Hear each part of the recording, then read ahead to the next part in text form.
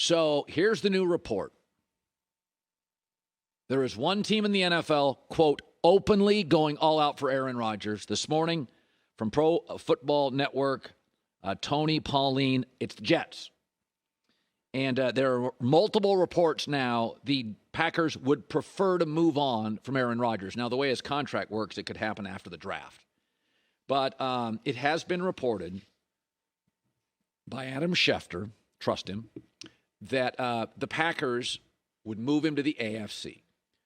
So there is 3 teams in the AFC that are obvious. We have now the Jets. I've always felt the Titans are big. And the Raiders with with Mahomes, Herbert, and Sean Payton and Russell Wilson. You may want to do better than Jarrett Stidham. I got to believe they're going to call. So the interesting thing is I've tried to get into Aaron's head. I thought to myself, okay, what would I think if I'm Aaron Rodgers? Now, it's hard to get into Aaron's head. We have nothing in common. I'm married. He's not. I got a bunch of kids. He doesn't. But we're both on the back 9 of our careers. How about that? So I thought about the Jets, and I thought to myself, no, there's a reason they haven't made the playoffs for 12 years. He's not going to go from a stable organization to all that wonky nonsense with a bunch of kids and a coach on the hot seat. That doesn't make any sense to me. And though he doesn't have a no-trade clause, Aaron's going to tell the Packers, you can trade me there, I'm out. I don't think the Raiders work, although I do like their offensive weapons. Aaron could go to the Raiders, have a very good year, and still finish in 3rd or 4th place. Again, like the Jets. Just too wonky of an organization. Now, the Titans does feel like it's something.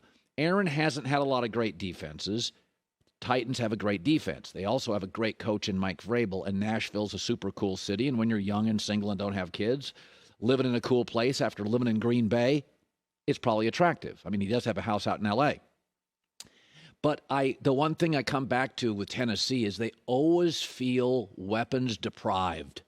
They always feel like a receiver or a tight end shy, and their offensive line is bad. So I got to tell you, the one, I'm thinking to myself, I'm Aaron. I'm single. I don't have kids. Miami. Oh, get over the Tua thing. That's an eye roll. How many times have they told us they love Tua, and an hour later there's a Deshaun Watson story, there's a Tom Brady story. If you trust Miami, that is a you problem. They have a great left tackle, unbelievable weapons, no state tax, warm weather, city for a single guy. They have unbelievable speed at wide receiver, capable running backs. I don't know. Miami kind of feels like what I would do. Single, no kids, 3-4 more years, super brilliant offensive coach from the 49ers system. Aaron's gotten beat by that 49ers system multiple times.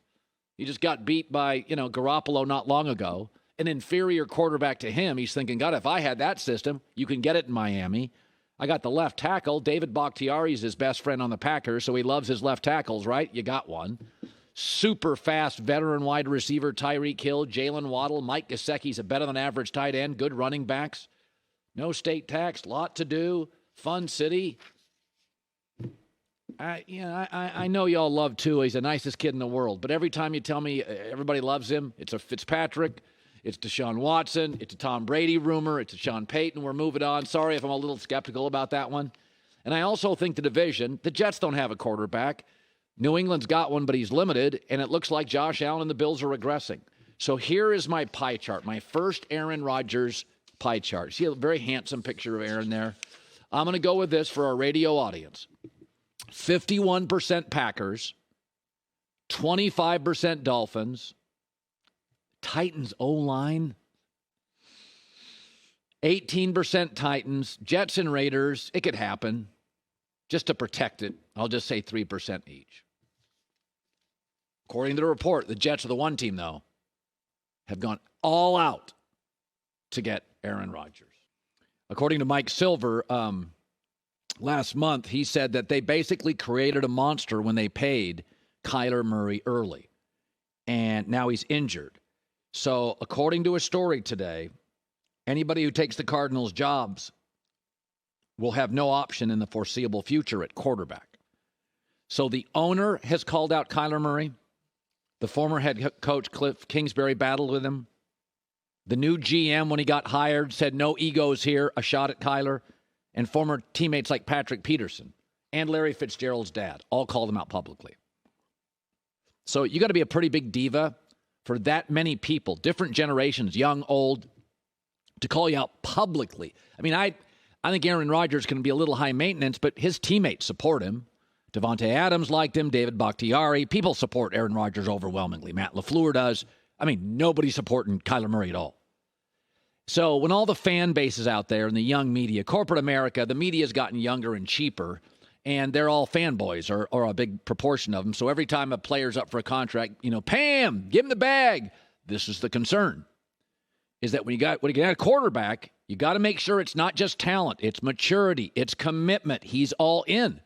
Now, I would have paid Kyler Murray. I'm guilty because the league has become so quarterback-centric. You got to take care of a quarterback. He's a unique talent. He's really special.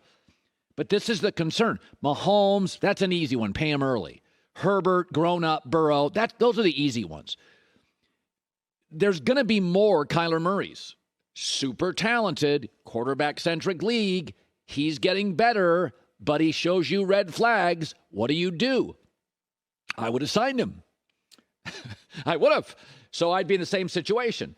But it's so ugly, and now it's so public. I mean, coaches, GMs, everybody, former players, dads of players. You got old, young, middle-aged, owners, execs, athletes, all taking shots at him publicly. So what it's going to do, it's going to make some GMs in the league really, really nervous if they see red flags in the future. It didn't take the money away from Kyler, but it may take money away from people after Kyler. So the question is, what do you do? Because as I've often preached on this show, nobody except anonymous people on the internet are perfect. We all make mistakes. So what do you do when you make a mistake? Even a big one. Drastic times, drastic measures. To me, you got to get out of it. You got to get out of it. And I think there's a solution. So Kyler's already going to miss, they say, 8 to 9 games. Just go to Kyler Murray and say, listen, you're fresh off the injury. Don't play. Go look at Arizona's schedule. Now, the Rams are going to be better in division. San Francisco. And Seattle has a boatload of draft picks, and they made the playoffs this year. There are only 3 games without Kyler Murray they would have a chance to be favored in. Home against Atlanta, Bears, Texans on the road. And my guess is that the Bears and Texans are pretty feisty next year. Certainly better. They got a lot of draft capital, and, the Bryce Young will be pretty good with DeMeco Ryans, and I think Justin Fields will get better. Atlanta probably, unless they make a big move for a quarterback, not very good. They'll be favored. I can make an argument. I mean, look at the teams they play. Rams twice, Niners twice, Cowboys, Giants, Ravens, Bengals. These are playoff teams. Browns should be better next year. They're at the Rams, at the Browns, at the Niners, at the Eagles, at the Seahawks, at the Commanders, at the Steelers. Those are way better teams. And like the Steelers, well, they have a young quarterback. Should be better. The Bears have a young quarterback. Should be better. You'll be playing those teams, but depending on schedule. Like, for instance, if you played Atlanta and Chicago in the first 2 weeks, you don't have Kyler. Kyler might not be available for the Texans, Bears, Falcons game. He may come back when you got the Eagles and the Niners twice and the Rams. So I think you're staring potentially at a backup situation and 3 wins, 3-14, 2-15. If you're a top 4 pick, redraft quarterback. You did it with Josh Rosen. Well, we didn't pay Rosen. Yes, you did, but you're in the same situation. I think you go out and get Drake May or Caleb Williams.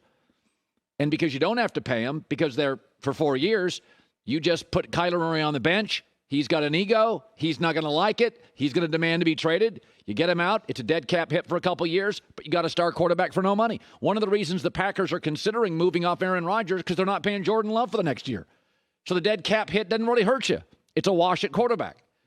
But when you have this many people, dads of players, coaches, GMs, owners, when you got media, when you got that many layers of public criticism and shots, drastic times, maybe drastic measures, go look at that schedule. You get those easy teams early without Kyler on the road, Chicago on the road, Houston, September, October, with a backup. You're not winning those games. The only winnable game, you'd say, Atlanta at home late in the season, if Kyler played, you're going to be a favorite. Hi, everybody. Thanks for watching. Subscribe here to get the latest from the show. Also, be sure to check out more of the best clips from The Herd or go watch a few segments from other shows on FS1.